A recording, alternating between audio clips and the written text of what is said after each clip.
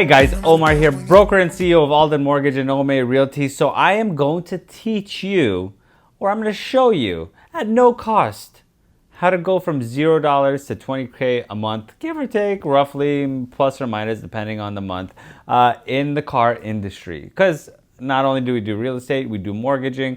We're going to get into the appraisal side of things. We are also very, very heavy into the car industry, which I guess everything is just buying and selling, right? And this is not really going to be a $0 to a $20,000 a month because you do have licensing stuff associated with what I'm about to go ahead and tell you. So in the car industry, in the car world, there's two parts of it. There's the rental side, and then there's the buying and selling side. I apologize, there's three. And then there's the wholesaling side, okay? The selling side, I hate that side. I don't like that side. I'm not gonna lie to you, I don't like to go ahead and start responding to people say, what's the lowest price you have to go ahead and offer, and this and that, and I gotta, you sit on a car for 2, 3, 4 months or whatever it is. Hopefully you get rid of it really, really quickly. I like brokering cars. Brokering cars is way better. I make a flat fee. I don't have to worry about it. That's one side of it, which we'll go ahead and go on. So there's actually four. There's brokering, wholesaling, retailing, and then there's renting. And then, it sucks. I don't like the retail side at all. I never have. I've been in the car industry now for a long time, and and I was on the retail side. I did have a lot. I had a place where I would sell cars, and it's just the liability's too much. There's too much complaints. I just don't like. I hate it. I hated it. But if you wanted to, you are more than welcome to. Now, what you have to go ahead and do is, number one, you have to go ahead and do your education stuff, okay? So I'll go ahead and pop something over here off of an educational thing that I usually use. It's like, I think it's called Dealer 101 or something like that. I'll put it on. You'll just get a flash right here that's going to show you what it is. Then from there, after you complete your 8-hour course, okay, I believe it's about $125 from them, then you have to go ahead and test to become a dealer. Now, there's 4 different ways, okay? But I want to show you the easiest way. So I'm going to go ahead and skip the retail side of it. I will go ahead and put a link above here I think I go into depth a little bit on the retail side and how you get your license on the retail side. But for this argument, we're just going to go ahead and stick with the other one. So after you go ahead and get your license, you get your surety bond, you get all of that other stuff, your fingerprinting, which is your live scan. Live scan just makes sure, you're not a FBI most wanted. They do it on the DOJ, the Department of Justice website, and the Department of, it's a bunch of departments that background check you to make sure that you're not going to be laundering money in there. Not saying that people don't. People do it all the time. Laundering money through cars is super simple, and I am shocked. I am actually shocked how many people actually do it. It's crazy. You can go to the auction yourself, and once you get your dealer license, go make some friends, and you'll see what people do. Better yet, go to salvage auctions if you really want to see where money's coming from and where his money's going. Nobody. And who the people are that are actually in this business. But that's on another video. That's besides the point. Getting off topic here. So what you're going to do is, after you get your surety bond, which on the retail side, it's a lot more expensive, but on the wholesaling and brokering side, it really is nothing much of anything. You really don't have to worry about it. So let's go ahead and do the wholesaling side first, okay? So wholesaling side, what that means is you buy a car and you dump it into the auction, and then when you dump it into the auction, you have a set reserve price that you want to go ahead and meet. Then you go ahead and sell it, pay whatever fees that auction has, and then the remaining residual is going to be yours. So let's say, for instance, you go on, what we do is we buy salvage title cars from clean title auctions, and then we go ahead and sell it from salvage car auctions, or vice versa. We'll take clean title cars from salvage auctions, and then we'll dump it into clean title auctions. You get something that's called an auction access pass whenever you end up getting into it. I'll leave the link somewhere down here. So whenever you do get your dealer license, and all the DMV inspectors, they inspect whatever they need to inspect in your specific county, Because after you test, then you have to go and submit your application to the DMV, which don't go to the regular DMV, okay? Do not go to the regular DMV. You have to go to a specialized DMV that only goes to dealer services. Then after you do that and you get that little piece of paper that says dealer, what you have to do is you have to now gain access to majority of these auctions, and they all cost money, okay? They're not all cheap. IAA, which is an insurance auto auction, I think they're $200, and then it's $75 for each additional member. Mannheim, Odessa, which is this thing that's called Auction Access. Go to Auction Access website, and I believe that they're $90 now for them. Copart has a fee, but to encompass majority of auctions, you could just go to Auction Access, and then you could just get I think they have access to 30 or 40 different. No, there's way more than 30 or 40 auctions. There's just a ton of auctions. So what we do is we go ahead and go to a salvage title auction. We'll find clean title cars. We'll put a reserve on it. So let's say we bought a car hypothetically. Because when you go to a salvage title auction, nobody gives a shit about the clean title cars. And when you go to a clean title auction, nobody gives a shit about the salvage title cars because they're dealers. The dealers at clean title auctions like your Mannheim, your Odessas, those big boys, those guys, they want to buy cars that they could go ahead and resell. They don't want to do much of anything. They don't want to do a recon of craziness. A recon is reconditioning fee that they usually put in for somebody to come and clean it, ozone machine it, deodorize it, all that other stuff to make sure it has that new car smell. So when you go on the lot, you want to buy it at a premium price. Well, they don't want to go through the headache of dealing with a salvage title car. So that limits the amount of people that are actually there. And the only reason why I'm telling you this is because promise you, most of you watching this aren't going to do shit about it, which sucks. And that's why I'm not worried about the market getting really, really bad. So, yeah. Or we go to a Facebook Marketplace. You could go on Craigslist. You could go to any one of these other websites, and you could go ahead and buy a car.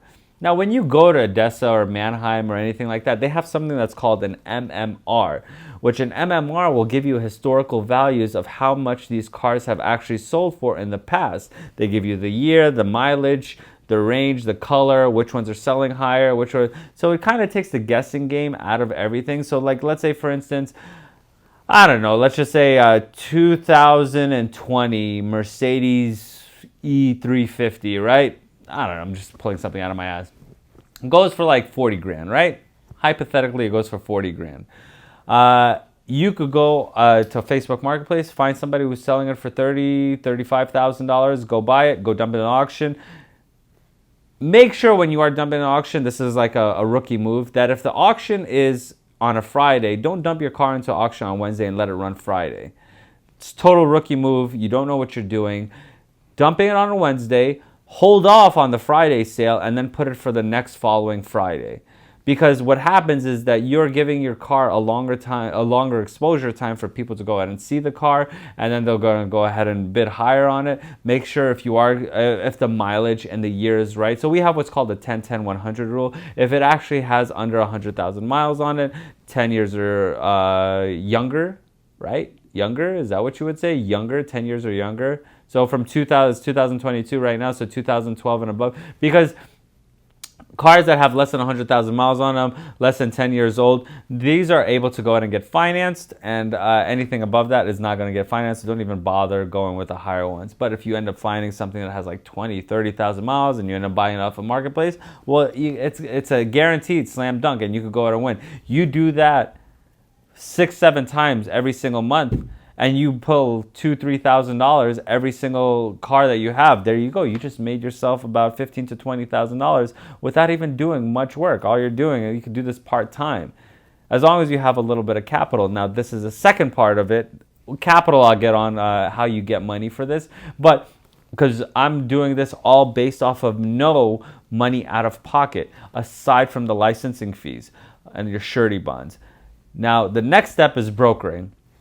Brokering is a little bit more on the difficult side because you're just charging a fee based off of what somebody wants. So what you have to do is you have to go ahead, they'll tell you what they want, and then you go ahead and send them a bunch of different cars that they have. A lot of people are going to go ahead and want to go to the auctions, or they're going to do that. It's just a big waste of time. That's why it's good to only work with like 5 or 6 different auctions that you personally go through on specific days, so you could go ahead and assign those days and those allotted hours. Like let's say you go for 2 hours because you want to preview some cars, or you have some cars for sale and you want to go ahead and dump them there. Well, you could go ahead and tell them, okay, you guys could come on Wednesday when I'm there from the hours of 11 till 1. Don't overextend yourself. Don't overextend yourself because people will take advantage of it. So just make sure you don't go down that rabbit hole of trying to be this overly customerly service person.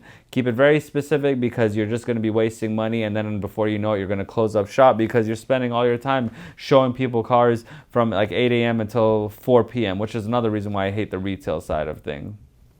And then, so we got the wholesaling, we have the brokering, and then the last one is we got renting. So this is actually a very lucrative thing. Now, if you go like Turo, or you go to, again, with like, Facebook Marketplace, or you make your own website to where you get to go ahead and rent cars out, this is actually a pretty awesome way to do this. Now, I personally don't like going to auctions for this. I personally like to go ahead and buy brand new cars that are leased. And then I have to just keep a close eye on the mileage and the condition of the car before, like during the whole entire process. So I go and I try to get a good lease deal on like 4 or 5 cars, and then those five cars that I know that are going to get rented, and I know my residual and my cap rate are going to be good because they're giving me a good deal because I'm doing what's called a fleet sale. And then when I know I have a good deal on that, I know how much I need to go out and bring in. So let's say hypothetically you have a Mercedes GLE with $1,000 lease payment.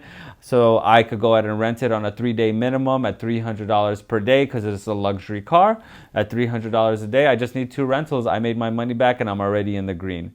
That's 6 days worth of renting in the course of a month across 5 of them. So anything more than that, I know I'm doing awesome. So you have to, it's a compare and contrast. You have to do a little bit of research on your side to go ahead and see which one that you want to go out and do. Now, the last part of it is capital. How do I get money? You said that I could do this for $0. Well, aside from your licensing fee, we have something in the dealer world that's called flooring.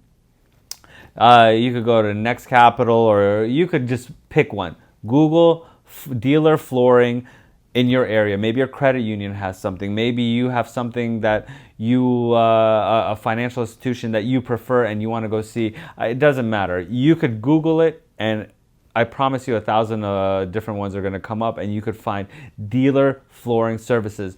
Essentially what this is like a big ass credit card for you to go ahead and buy cars. But whenever you are, make sure that you are allowed to go ahead and buy these cars from the street and then resell them wherever you want to, because typically what we do is we get the best deals off the street. Something that we could go and negotiate from a private seller, and from the private seller and then the private seller, and then we could get the best rate, and then we could go ahead and go from there. So that's how you go and get that all dialed in, 0 to 20 in just a month. Hopefully you guys like the content. For up to 50% commission rebate, 0% listing on selling your current home, or any mortgage assistance, link in the description below. Until next video, guys, please consider liking, subscribing, all that other good stuff. Till next video, guys, peace. I don't wanna waste a minute. Don't have any plans, wing it. If you got a glass, fill it, cause I need it now. Money is a in it. I don't wanna think about it. So if you know the song, sing it, cause I need it now.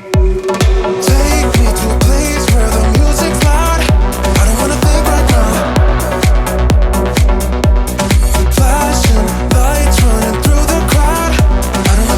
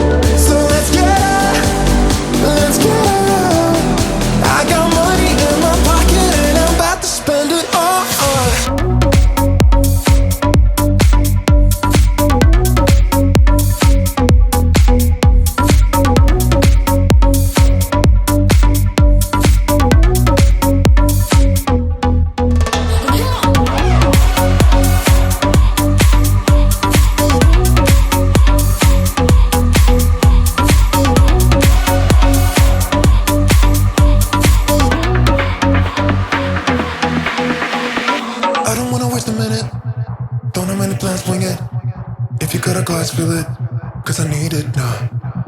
Money is a in it, I don't wanna think about it. So if you know the song, sing it, cause I need it now.